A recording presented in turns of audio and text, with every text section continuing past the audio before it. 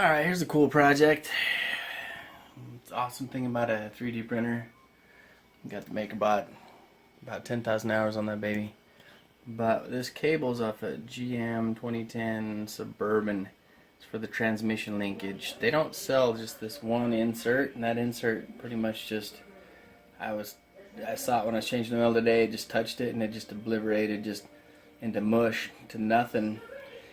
And they don't sell just that, so I took down some measurements, took some pictures. I'm going to design one of my own, and we'll document it, see how it works out. So what I basically did is started off measuring that pin. So this pin, this is like half of it. So it's like the profile that I'm going to cover and slide the cable onto and where it needs to clip into and ride. So once I've designed this, I can give me the tolerances to have my insert work with this and work with the cable. So we're going to design that part now. Alright, the intention here, again this is the pin that we're trying to trace. Got a 100th gap in between everything to help it rotate. But this is the part we're going to print. We're going to rotate it, make it into a nice solid part, print it from this side, this direction, so it prints well. And the intention is I left this open so it can flex to pop into the clip, and then I'm going to backfill it with glue once it's on the Suburban, just to, you know, reinforce it because it is 3D printed. But it just might work. We'll try this out. So technically, let's just show you how we make the magic happen. So this is going to become a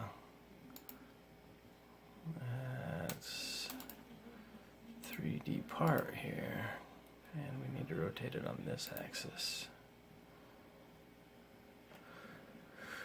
And 360. So now, if we look at it, we've got this insert that's gonna go through, and I'm gonna do some cutouts to make that so that it can flex and move. But this will be, the cable will go like this, is what it's trying to replace. So it'll clip on, and then that will cap and hold it in place. So kind of something like that, in super micro size. Should be awesome. Better than the 40 bucks I would have spent on the time on that cable. Alright, we cut those holes. It'll be interesting on such a small scale to see how this thing handles it, but it might just be roughly about that simple to print from this side up, give it something. And again, I hope to kind of backfill and help the glue out a little bit just to keep things working. We'll see what happens. Might as well do this too. I'm using Makerbot, so I need to go in here and I'm going to do it on high setting, 100% infill. I technically do 99 because sometimes it just really helps it not overdo the job. We'll do 3 shells, rafts, no, supports, no. Let's see what happens. Add a file. So it's itty bitty.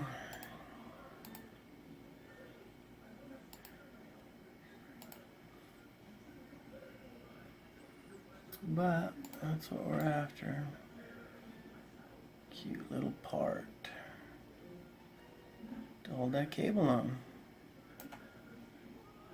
So let's do it. Let's load that baby up.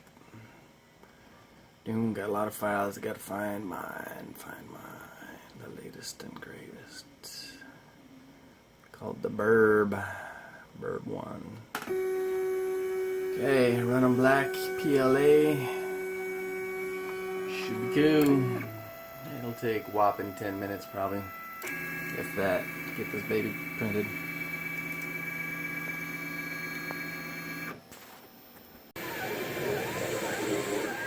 Finish it up here in a second.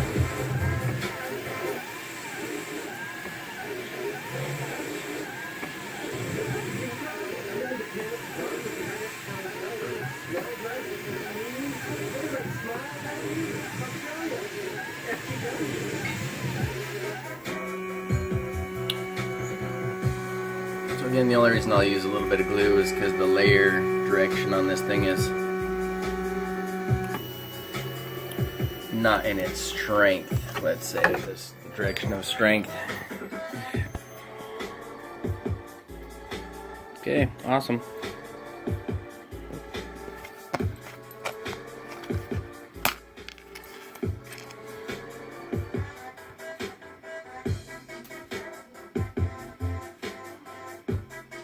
Let's go give it a test fit. If it works, make another one. Alright, so test fit this baby. Step one is to see if it fits the OD, the I guess, idea of that one. It's not too bad. It's good. You know, it's there. I'll add glue on the back side so that it's really solid and part of this unit, I think. And the other part is, will it snap on there? And guess what? It just did you hear that snap? Look at that baby spin. That couldn't have been more custom. Holy shit balls. I'm awesome. Anyway, so I'll probably print a new one. Because, you know, taking it off is going to break it. Friggin' awesome.